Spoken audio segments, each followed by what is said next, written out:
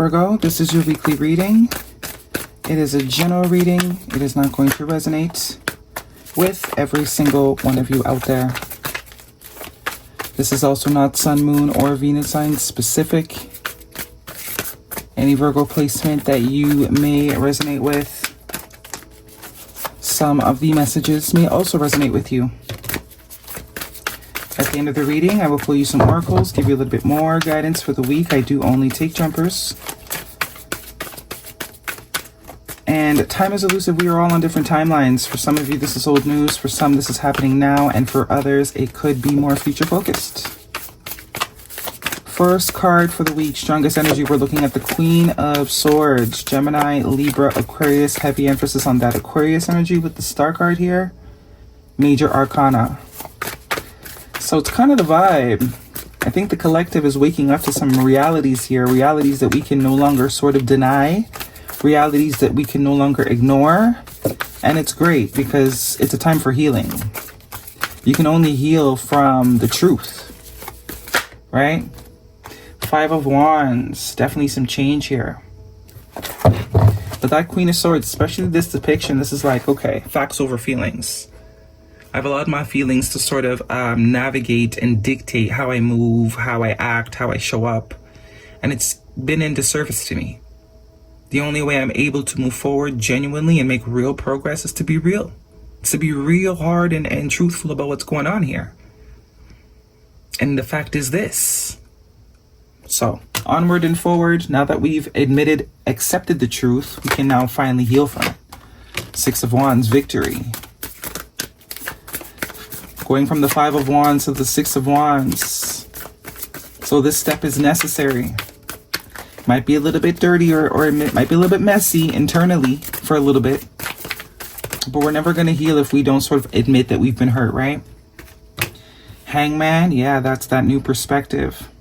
Two major arcanas in your present position. This lack of honesty with self has also caused a lot of stagnancy. See that light? That truth. I am hearing what's in the dark comes to light. Lots of energy around light here. The spotlight being like shine on something. It's like you can't, it can't hide anymore because there's a big beam on it. It's like that's all you can see. Once you see it, you can't unsee it. Four of Wands, yeah. Healing. Let the healing commence. The real healing, not the sort of surface healing because we've compartmentalized things or moved around the truth in order to sort of prevent this. There's no avoiding it. The only way out is through. So we have 5, 6, 7, 8, 9 of Swords, which is that sleepless nights anxiety. It's going to be rough. It's going to be, rough, but it's necessary. It's going to create space for what we actually need. Temperance, balance, the Fool card. Yeah, freedom.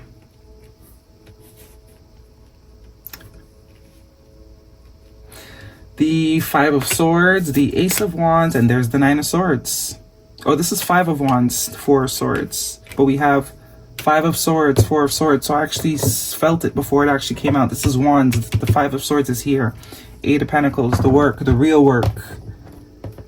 The real work begins, or could also be something you've been investing in for a very long time, person, place, or thing. And the reality is it's all, it's done. We've squeezed as much juice as we possibly can. There's no more juice. There's no more juice.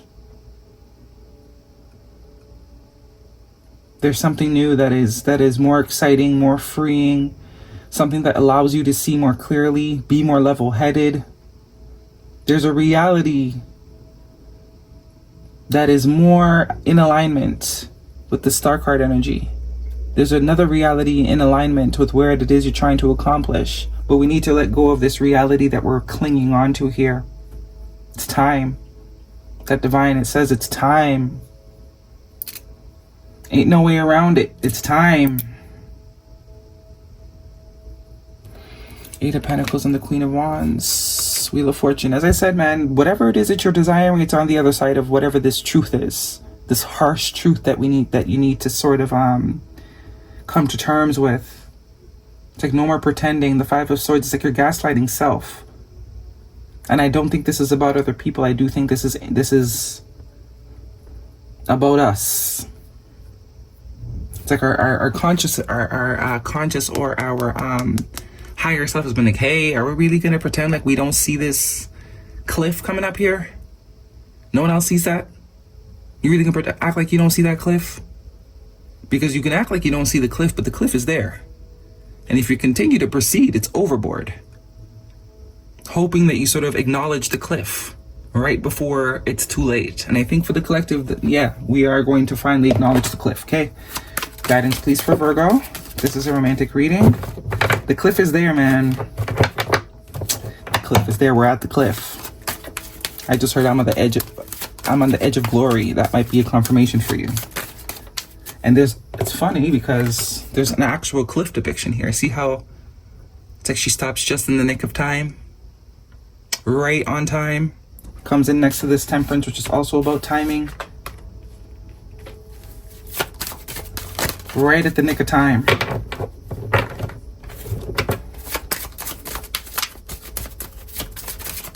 It's like, I believe I can fly off this cliff. And it's like, let's be real. We can't fly. We can't fly. Let's just book a ticket then. If we want to fly, let's book a ticket. Let's not try and, defy gravity. Chemistry. There's a strong magnetic connection here. That could be true, but the reality is whatever connection this is could even be to a particular job. Could even be to a job or some sort of, something that you've been working on. Something you could enjoy doing. But it's not in the long run is what I'm getting. It's like in the long run. It's better to stop now and get off the train and go the way you actually need to go than to continue going just because you enjoy being on trains. Right? And we have forgiving and learning. As you release and heal the past, you experience more. This came up in every reading I did today. Keywords, release the past. Experience more love in your present moment. So there, whatever you want is yours, but there's some things that we have been ignoring that has low-key been creating blockages to the new thing coming in. Divine's like, no more, because you're going to miss the other train to go in the direction you actually want to go in. I understand you enjoy the scenery, but this train isn't going the way you want to go. Right? And it's going to take you a lot longer to get to where you're trying to go if you follow this train just because you just like being on trains. Right? And it's a lot of work to get off. Reconsider. Meditation brings answers and success. Trust.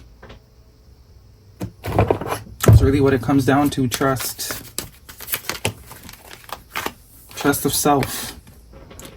Nurture. Nurture others and also yourself. Self-care. This is self-care. Getting off the train is self-care. And love. Love is everywhere. Open your heart to feel it. So some of you, this is a connection that, served its purpose for a while. But I think deep down, that truth has slowly become unapplicable.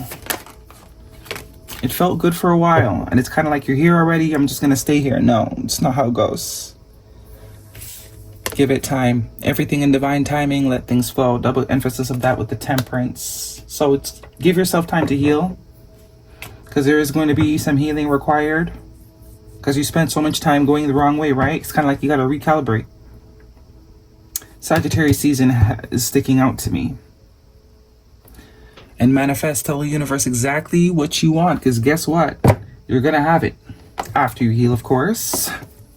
After the healing is done, the healing creates alignment. However long it takes. I'm hearing withdraw.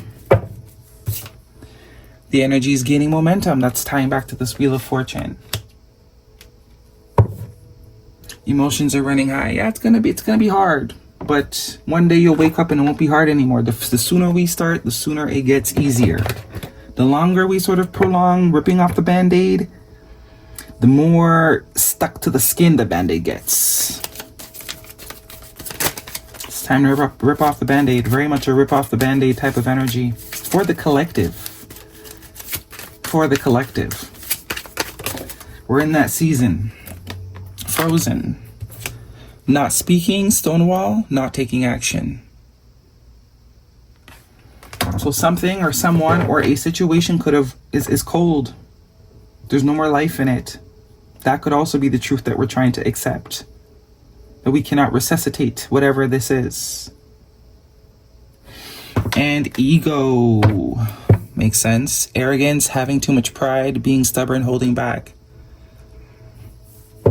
It's really trying to avoid the feeling of failure. Because if we give up, it feels like we failed. But it's like that also needs to be rewired, that thinking. Staying on the train and continue to go just because you don't want to look like you failed is really the failure. Getting off at the next stop so you can get to where you actually need to be. Where am I missing? That's it. That's your reading, Virgo. Hopefully it resonates. Thumbs me up. Don't forget to subscribe. See you guys next week.